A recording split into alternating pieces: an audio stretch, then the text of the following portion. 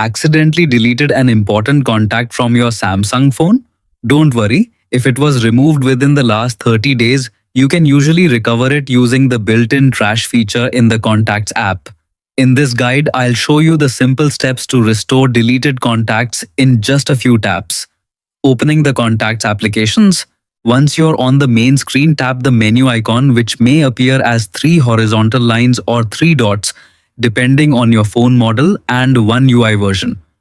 From the menu, look for Trash or Recycle bin and tap it to view recently deleted contacts.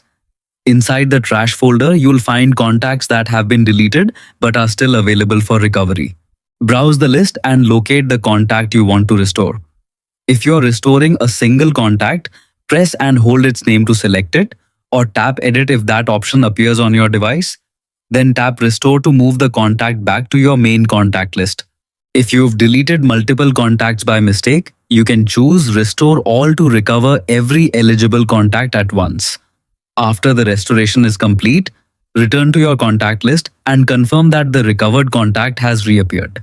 In most cases, the phone number, email address, and any saved details will be restored exactly as they were before deletion. Keep in mind that Samsung's trash folder only keeps deleted contacts for up to 30 days. After that period, the contacts are permanently removed from the trash and can no longer be restored using this method. If you regularly sync your contacts with your Samsung account or Google account, it's also a good idea to check those backups if the contact is no longer available in the trash. That's all it takes to restore deleted contacts on a Samsung phone. If this guide helped you recover your contact, don't forget to like the video and subscribe for more easy Samsung tips and tutorials.